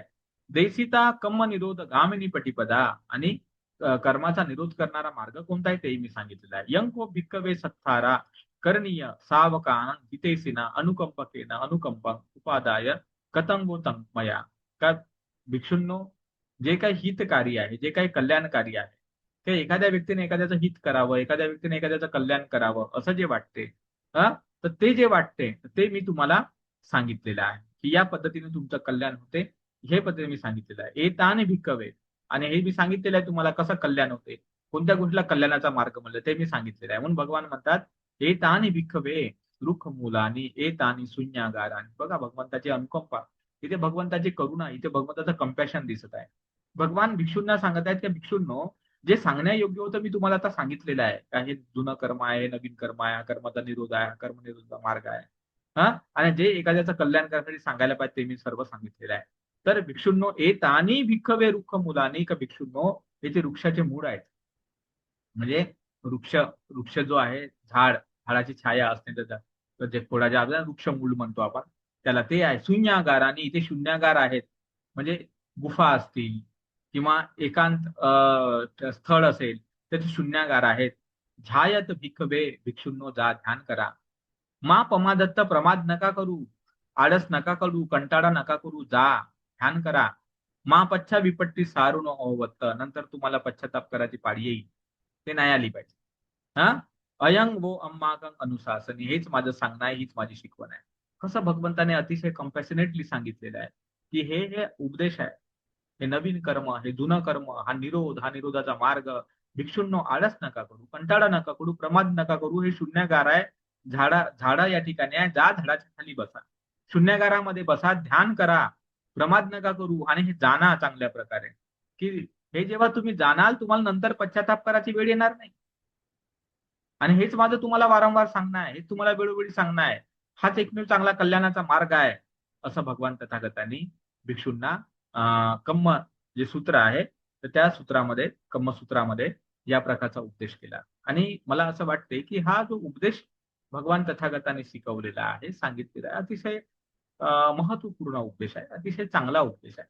खरं तर या पद्धतीने जेव्हा कर्म आणि कर्माच्या विपाकाबद्दल जर समजावून सांगितलं गेलं, प्रत्येक व्यक्तीला हे समजलं आणि प्रत्येक व्यक्तीने या प्रकारे जर अंडरस्टँडिंग लेवलला ठेवली, तर तो व्यक्ती स्वतःचं कर्म जागरूकतेने करेल ना, समजूतदारपणाने करेल. त्याला माहित राहील का माझ्या प्रत्येक कर्माचा इतिहास बनतो. माझं प्रत्येक कर्म हे पुढच्या पिढीपर्यंत जाणार आहे. मी काहीतरी करतो म्हणजे माझ्या एकट्याचं नाही आहे. तर प्रत्येक व्यक्ती व्यसनापासून अलग राहील. तो पाहिल का अरे मी व्यसन करतो हे माझ्या मजेसाठी करतो, परंतु ऍक्च्युअल मध्ये हा मजेचा विषय नाही. याच्यामध्ये इतिहासामध्ये अनेक प्रकारच्या अडचणी निर्माण होतात. आज आपल्याला काय होते बघा, HIV सारख्या बिमाऱ्या निर्माण झाल्या. आजही त्याच बिमाऱ्यांसोबत झुंजावं लागत आहे आपल्याला. एखादं नवीन एखादी बाळ असते त्याला HIV असते. त्याच्यात त्या बाळाची काय गलती आहे बरं? सांगा बरं, खरंच काय गलती आहे त्या बाळाची? काय गलती आहे? काहीच गलती नाही. मग गलती नसताना त्याला भोगावं लागलं. कोणामुळे भोगावं लागलं? त्याच्या मागील पिढीमधले जे लोक होते, ज्या लोकांनी त्या HIV ची निर्मिती केली, अकुशल कर्म करून निर्मिती केली, व्यभिचार करून निर्मिती केली, तर त्याचा जो परिणाम आहे तो येणाऱ्या पिढ्यांना भोगावा लागत नाही का? हा म्हणजे त्यावेळेस लोकांना हे माहीतच नव्हतं का हे कसं होते. तर मग त्याच्यामुळे जसं मेंडेलने शब्द वापरला का बाबा मागील जी माहिती आहे ती पुढील पिढीमध्ये कत जाते, याचा फॅक्टर काय आहे त्याला माहित नव्हतं बिचाऱ्याला. तो म्हणला इनव्हिजिबल फॅक्टर. त्याने शब्द कोणता वापरला? Invisible factor. असा फॅक्टर आहे तो जो दिसत नाही, अदृश्य आहे. त्याच्यामुळे लोकांना माहितच नव्हतं का हे नेमकं कसं झालं. मग ते अदृश्य फॅक्टर, मेंडेल सारखा माणूस जेव्हा त्याला अदृश्य फॅक्टर म्हणतो, तर बुद्धाच्या काळामध्ये लोक अदृश्य फॅक्टरला आत्मा म्हणतील, नाही तर काय म्हणतील? ते आत्मा म्हणतील, जीव म्हणतील, चित्त म्हणतील, ते काहीही म्हणतील. आता काय करतील काय? त्यांच्याकडे काही मायक्रोस्कोप होतच नाही ना त्यांना पाहण्यासाठी. अरे हे आता अलीकडच्या काळात तो शोध लागला 1953ला. डीएनएचा शोध लागला, हेलिक्सचा शोध लागला, ते फ्रान्सिस क्रिकने शोध वगैरे लावला. तेव्हा कुठे लोकांना माहित झाला का तो इनव्हिजिबल फॅक्टर नेमका काय आहे, जो मेंडेलने शब्द वापरलेला होता. तेव्हा लोकांनी ते कशामुळे शोध लागला? कारण मायक्रोस्कोप जो आहे तो 3-3 लाख, 4-4, 5-5 लाख पटीने एखाद्या सूक्ष्म गोष्टीला दाखवू शकतो, इलेक्ट्रॉनिक मायक्रोस्कोप. तर तो मायक्रोस्कोप निर्माण झाल्यामुळे ते निरीक्षण करता आलं. ते निरीक्षण करून त्याच्यामधल्या गोष्टींचं विभाजन करता आलं, की कोणत्या द्रवाने ते बनलेलं आहे ते पाहता आलं. आणि तेव्हा आज आपल्याला त्या गोष्टी भेटल्या. बुद्धाच्या काळात त्या नव्हत्या. त्याच्यामुळे मग लोकांनी अशी संकल्पना मांडली का बाबा चला बाबा हा व्यक्ती कुष्ठरोगी आहे. म्हणजे कुष्ठरोगी आहे म्हणजे काय? नाही, मागील मागील पाप कर्माचं फळ भोगत आहे. म्हणजे मागील म्हणजे याचा अर्थ हा नाही ना का त्याचा आत्मा आहे बाबा आणि आत्मा आला आणि तू फळ भोगत आहे. तसा त्याचा अर्थ नाही. मागील पिढी म्हटल्यानंतर त्याचे मायबाप, त्याचे आजी आजोबा, त्याचा समाज काय असेल ते असेल. त्या ठिकाणी जे जर्म्स त्याच्या शरीरामध्ये आले, त्या पिढीमधून जे आले, जेनेटिक काही आजार त्याच्यामध्ये जो आला, त्याचा तो फळ भोगत आहे, असा त्याचा अर्थ लावला पाहिजे आपण. आपण सुज्ञ आणि शहाणे लोक आहोत, आपण अकलवान लोक आहोत, अकलेचा वापर केला पाहिजे. कारण एकीकडे आपण जर आत्मवाद जर मान्य केला, प्रारब्धवाद जर मान्य केला, तर आपला बुद्ध धम्म मग राहत नाही. चित्ताचं संसरण संधावन मान्य केलं तर आपला बुद्ध धम्म राहत नाही. त्याच्यामुळे आपल्याला त्या चित्ताच्या संसरणावर, जीवाच्या संसरणावर किंवा कुठल्याही प्रकारच्या आत्म्याच्या संसरणावर भर द्यायचा नाही किंवा त्या गोष्टीचा विचारच करायचा नाही.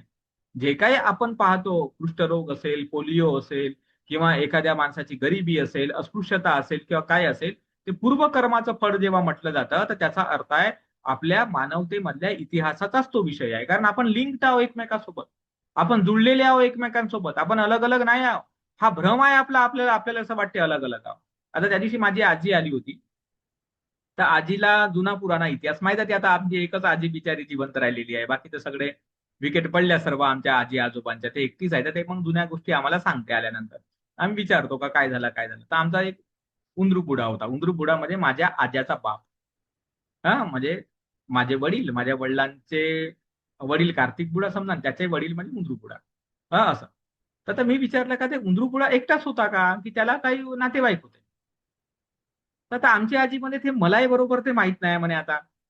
पण मी असं ऐकलेलं आहे म्हणे का त्याला 4 बहिणी होत्या. उंदरूपुडेला 4 बहिणी होत्या. आता बघा बरं, 4 बहिणी त्या उंदरूपुड्याला आहेत. त्यांची लग्न झाली असतील, ते आपापल्या घरी गेले असतील, पण आपल्याला माहितच नाही त्यांचे नातेवाईक, जेव्हा की ते आपलीच फॅमिली आहे. म्हणून जेव्हा मी एकदा रक्तगटांचा जेव्हा अभ्यास करत होतो, अध्ययन करत होतो, मी म्हटलं का आपल्या संपूर्ण जगामध्ये रक्तगट किती आहेत?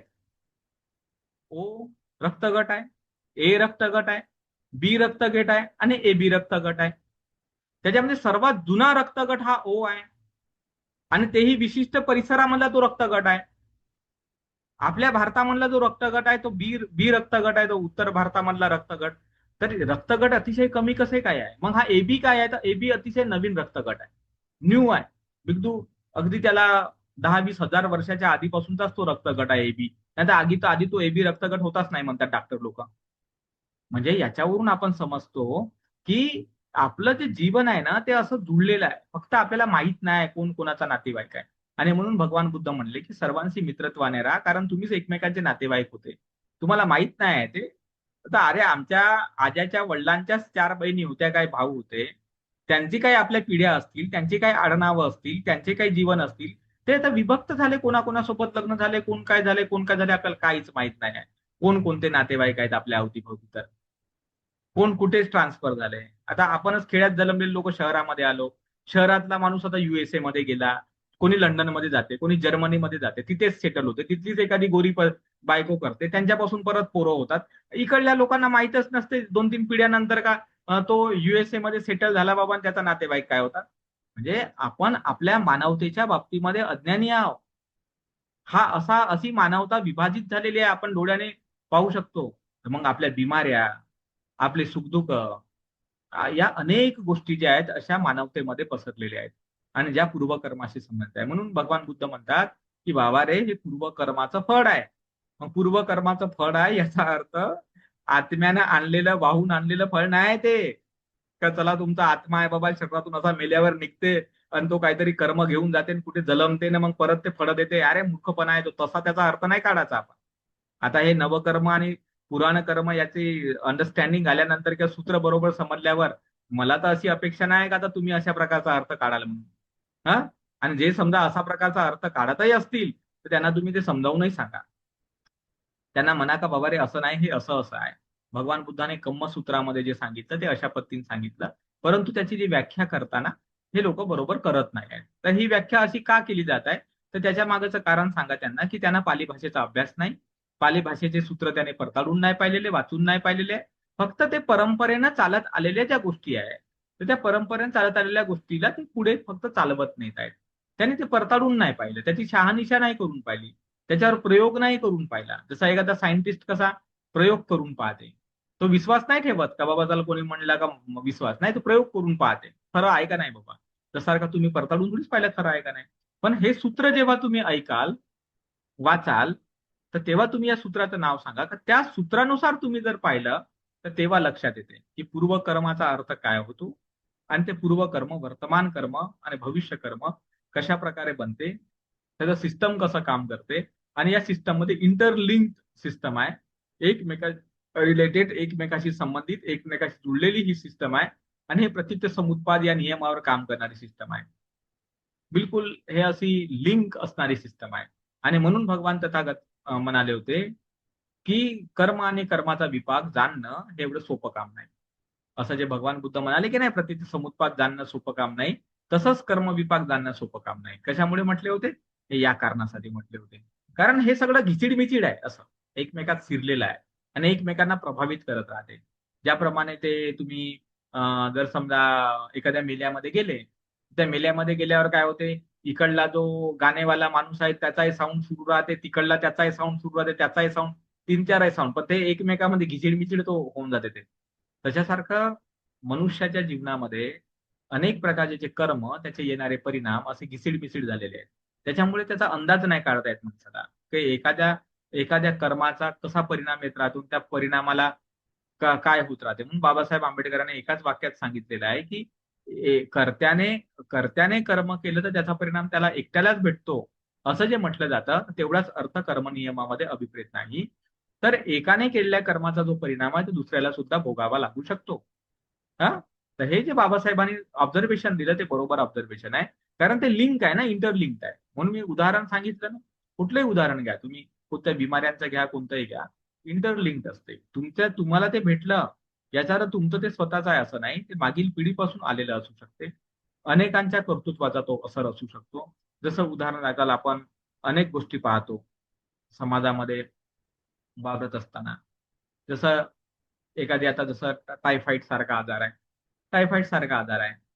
तर एखादी शेजारची एखादी बाई असते ती आपल्या मुलाला नालीजवळ शिसू करायला ठेवते. आणि तो बिचारा शिसू करतो. ते मग त्याचं जे मलमूत्र आहे ते पाण्यामध्ये मिसळतं. ते पाण्यातलं जे काही विषाणू वगैरे आहे ते पिण्याच्या पाण्यामध्ये मिसळतात आणि पिण्याच्या पाण्यात मिसळल्यावर मग एखाद्या टायफॉइड होतो. आता त्या टायफॉइडच्या जंतूला हे माहित आहे का का त्या बाईनं बाबा या पोराला बसवलं होतं तर त्या बाईला टायफॉइड करून द्यायला पाहिजे. तर तो तर तसा काही करत नाही तो विषाणू. त्याला तर थोडीच माहित असते, त्याला तर ओळखही नसते कोणत्या बाईचं काय आहे. जो पेईल त्याला टायफॉइड होईल. म्हणजे याचा अर्थ ती बाई, त्या बाईने बसवलेला तो लहानचा मुलगा, त्या लहानच्या मुलाने केलेली सिसू आणि ते नाली आणि त्या नाल्यातलं पाणी आणि ते पाणी त्या चांगल्या पाण्यात जाऊन मिसळणं आणि ते कोणीतरी पिणं, या सगळ्या गोष्टी एकमेकाशी लिंक आहेत. भोगावं तर माणसालाच लागलेलं आहे की नाही या ठिकाणी. म्हणजे तेही बाई आहे म्हणजे मानवी गुणधर्मानेच बनलेली आहे ना ती. तिच्याकडे अक्कल आणि बुद्धी आहे ना. ते लहान मुलगा आहे. म्हणजे या सगळ्या प्रक्रियेत आपण पाहिल्यानंतर आपल्याला वाटते कर्म तिनं केलं, पण फळ तर दुसऱ्या माणसाला भेटलं की नाही. हा का भेटलं दुसऱ्या माणसाला? कारण तूही माणूसच आहेस ना बाबा. कारण तुला कुठे अक्कल आहे का टॉयलेट असली पाहिजे, टॉयलेट मध्येच बसवा लागते, किंवा स्वच्छता ठेवली पाहिजे, किंवा या नाल्या स्वच्छ पाहिजे? तुला तरी कुठे अक्कल आहे बाबा? तूही त्यांचाच त्यांचाच साथीदार आहेस ना तू. जेवढा तो ते बाई आणि तो पोरगा घाण आहे, तेवढंच तू आणि तेही घाणच आहे. कारण एकाच समाजाचे घटक आहो ना आपण, घाणेरडे लोक. मग घाणेरडे म्हणल्यावर मग त्या घाणेरड्यापणाचा जो दुष्परिणाम आहे तो तर भोगावा लागेलच की नाही. तसं आपल्या भारत देशाचं उदाहरण आहे. बाबासाहेब आंबेडकरांसारख्या माणसानं जाती व्यवस्थेला नष्ट करायला 1935 ला पुस्तक लिहिलं. पण 2025 सुरू झाला, जाती व्यवस्था नष्ट झाली का? म्हणजे एकीकडे एक माणूस म्हणते का जाती व्यवस्था नष्ट झाली पाहिजे तेव्हा भारत देश पुढे जाईल, आणि एक समाज असा म्हणते का नाही जाती व्यवस्था राहिली पाहिजे कारण त्यांना ब्राह्मणांना विशेष अधिकार भेटतात. म्हणजे हा परस्पर जो विरोध चालत राहतो त्याच्यामुळे संघर्ष आहे, कलह आहे, जातीय तेढ आहे, जातीय भांडणं आहे, हे होत राहतात. मग त्या भांडणांना कोण जबाबदार आहे? कोण जबाबदार आहे? मनुष्यच जबाबदार आहे. मग त्या भांडणांमध्ये कोण मरते कोण नाही मरत? माणूसच मरते ना, दुसरं कोण मरते त्या ठिकाणी? म्हणजे तुम्ही ऍज अ माणूस म्हणून पहा, मी म्हणून नका पाहू. कारण इथे मी नावाची गोष्ट नाही आहे, महानागरत्न नावाची गोष्ट नाही आहे इथे. हे तर नाव दिलं व्यवहारामध्ये वापरायला, ऍक्च्युली माझं शरीरच आहे. मग एक शरीर, दुसरं शरीर, तिसरं शरीर शरीर आहे. म्हणून माझ्या एका कवितेमध्ये जुन्या काळात म्हटलं होतं की एक शरीर मात्र आहे बाबा, आणि शरीराची दुःख शरीरालाच भोगावी लागतात. बस. या शरीराने दुःख द्या का त्या शरीराने दुःख द्या, शरीराची दुःख शरीराला भोगावी लागत आहेत. भूक, तहान, सर्दी, गरमी, हे ते. म्हणजे एक मानवतेच्या दृष्टीने जर आपण जर पाहिला तर कर्म आणि कर्माचा जो परिणाम आहे तो असा गुंतागुंतीच्या पद्धतीने काम करतो. आणि याचं विश्लेषण भगवान बुद्धांनी वेगवेगळ्या पद्धतीने वेगवेगळ्या सूत्रांमध्ये केलेला आहे. आणि म्हणून हा जो विषय आहे तो अतिशय महत्वपूर्ण आणि मूलभूत स्वरूपाचा हा विषय आहे.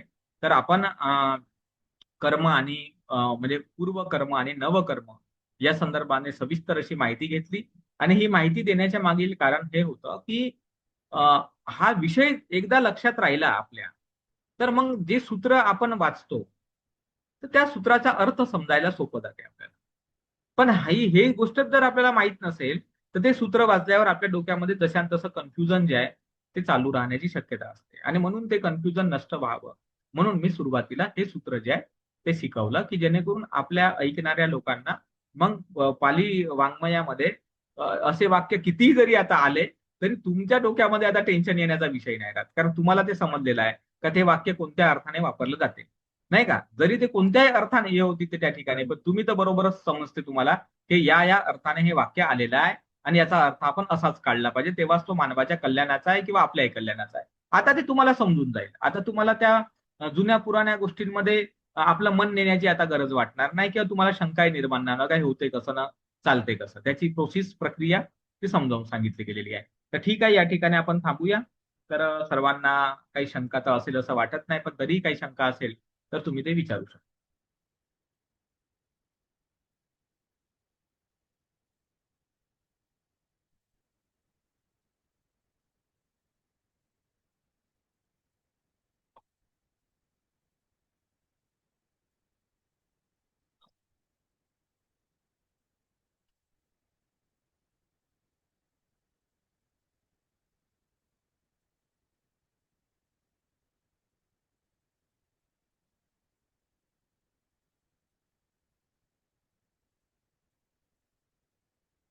काही शंका वगैरे नाहीत ना?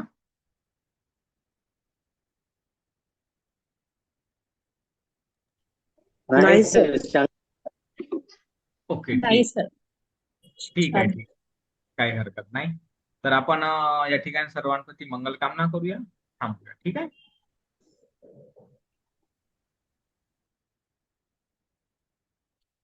भवतु सब मंगलं रक्षन्तु सब देवता सब बुद्धानुभावेन सदा सुखी भवन्तु ते. भवतु सब मंगलं रक्षन्तु सब देवता सब धम्मानुभावेन सदा सुखी भवन्तु ते. भवतु सब मंगलं रक्षन्तु सब देवता सब संघानुभावेन सदा सुखी. धन्यवाद हा सर्वांना. भेटूया उद्याच्या वर्गामध्ये.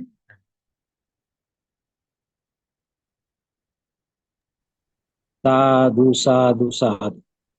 धन्यवाद.